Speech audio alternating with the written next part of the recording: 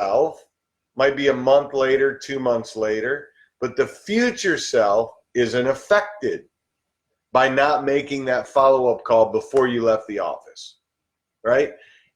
Here's what happens. Your future self is really what your life's going to look like down the road.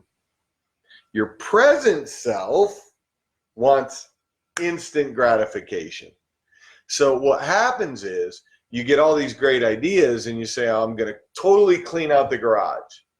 And then something happens and your brain says, maybe I won't do that today. Instant, right? Because something else came up and you can go have some fun doing something. You're going to get the instant gratification of that. Yeah, it might take you 3-4 days to completely do what you want to do in the garage, but you blow it off to go get the instant gratification. And you're saying, well, I'll do the garage tomorrow. And tomorrow never comes. Okay. I want to give you kind of 3 things. I mean, you could study this concept or this problem of procrastination big time. I mean, there's stuff all over the internet. So if you have a problem, a serious problem with procrastination, I say you get a grip on it and really start studying what is causing you to do that. But I'm going to give you 3 tips right now, okay? 3 tips. Number 1, to help you stop procrastinating. I see it in my business a lot where people, and I do it as well, right? We could all have more success than we're having no matter what. And what happens, especially a brand new person, is they, what I call, get ready to get ready. And they procrastinate maybe because of fear. Fear could be a number of reasons, depending on what it is you're trying to accomplish. But fear could stop you and procrastinate you. Oh, I got to go get this done. I can't do this until I go do this. All that is justification in your mind for actually getting started. So here's one way. This is the first tip to start to stop the procrastination madness. And that is reward yourself with little things, not the big reward of completing the task. You can set yourself up on a big reward. You want to lose 50 pounds, you might have a big reward. But what are you going to do for yourself when you lose 5 pounds? Or when you actually go to the gym for the 3 days a week, right? And your first week went by and you didn't do it. Or how about this? Every single day, the first day, okay, I'm changing everything. And we'll talk about health for a minute. And you don't eat anything bad. You drink 6 or 8 glasses of water, whatever it is. Reward yourself a little bit. Now, I don't mean you did great that day, so tomorrow you can have a bowl of ice cream. Not that kind of reward, if that's what your goal is.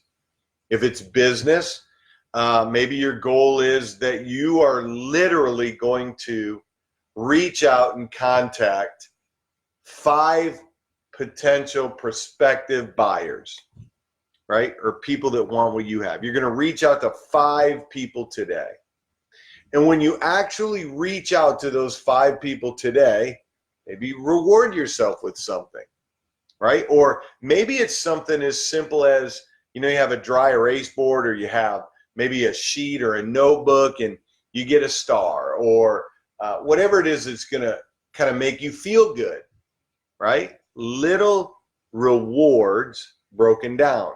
Now, another way you can break procrastination, number 2, is to take whatever is the long-term accomplishment needs to be and break that down into really little simple tasks, okay? So, I don't know. Let's say I want to learn a new song on the guitar, and it's a difficult one. And I've been putting it off, but I really do want to learn it.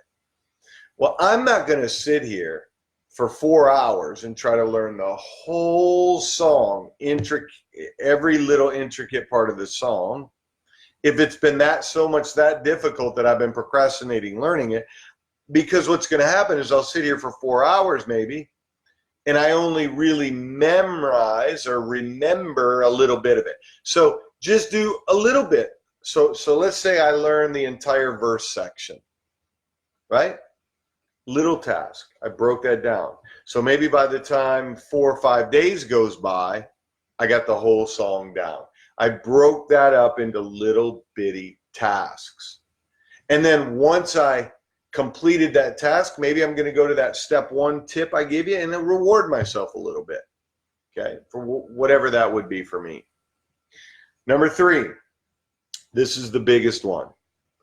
Stay consistent with the little tasks. Do a little bit. So let's say that you want to get your entire outside of your house, all the landscaping, you want it to look pristine, and it looks like the junkyard right now. Okay? So do a little bit every day. Take a little bit to the junk. Maybe pressure wash the patio one day. Maybe weed out half the garden one day. Little tiny things. Little things. But you got to do it every day. That's where the consistency comes into play.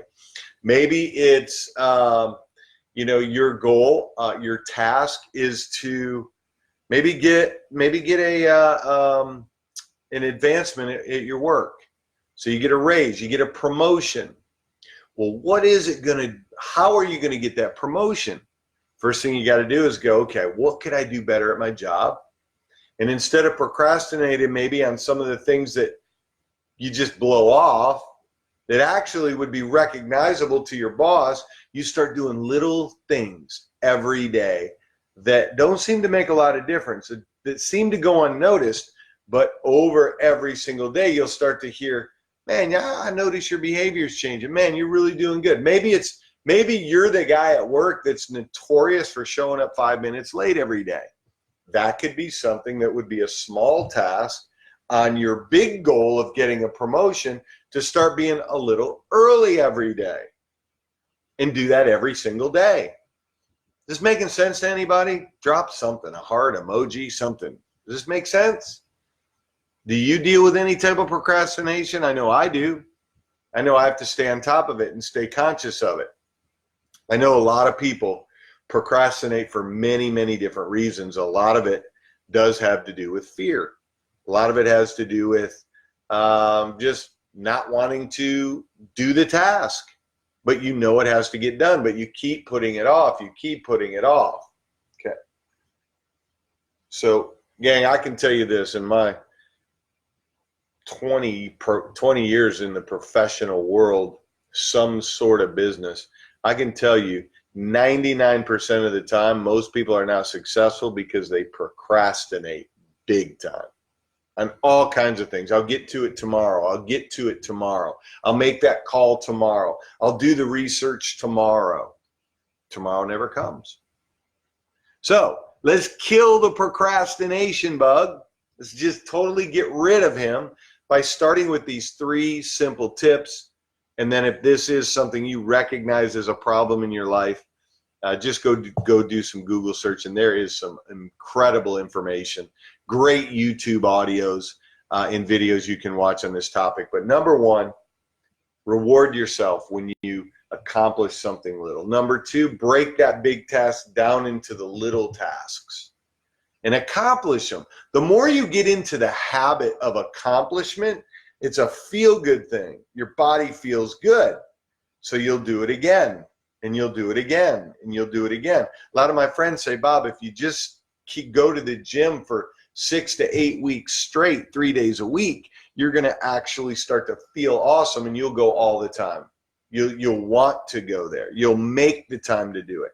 You'll stop procrastinating on it and saying, I have other things to do. See, I procrastinate on the gym. So that's something I can get better at. And number 3 is be consistent. Man, consistency comes up in so many areas of our life. You want things to be better, you got to change a habit that's caused you to not be so good, or not go from good to great. There's some habit there that's stopping you from doing that. And the way to that habit is to stop whatever procrastination is in the way and stay consistent on the path of making it happen. That's exactly right, Cheryl. Successful people do consistently what others do occasionally. So true, man. So true. And I've seen so many people on the verge, and procrastination just keeps stopping them. They start to do pretty good. They hit the brick wall, and that brick wall is called procrastination. Other things get in the way. And then what you do, you justify the procrastination. Well, I have to do this. You know, I can't let the front door be broken. I have to fix the front door. Okay, well, that is true, but that doesn't mean you have to do it right at that very moment, right? There's so many things coming at us every day with our phones and the iPads and the tablets and the computer and, you know, all the things kids are doing today and all the different extra activities and your job and the overload and I mean, it's just coming at us. No wonder people are, doctors are taking the high road or the easy road, just saying, oh, you got ADD, here's some medicine. Oh, you got ADHD, here's some medicine. It's just because we got so much stuff coming at us. That helps fuel procrastination. So just be a little conscious of it. You know, maybe I've made you a little aware of it. Stay consistent, little tiny tasks, and award yourself when you actually make those tasks happen. This comes in very handy if maybe you're in the car business. Man, I know when I was in the car business, I used to procrastinate like crazy, especially when I was new. Maybe you're, in some type of sales commission job where you're business to business, you got to go knock on doors. Man, it is so easy to say, well, I got to get this paperwork done because you don't want to go talk to a stranger and knock on a door. Making it a reward for you that if you actually go prospect 10 people today, you're going to actually go get your favorite lunch. I don't know, whatever it is for you. Okay. What's up, David Feinstein? Sarah Wood, Colin Hoolan, good to see you guys. Kim, you guys are catching me at the end. Hey, if you're watching this right now, it's a recording, drop a 2 down there below as you're watching this as the recording, or if you were here with me this whole time live, drop a little fire emoji down if you got some value. And then do like Cheryl did, if you can add something to it that would help somebody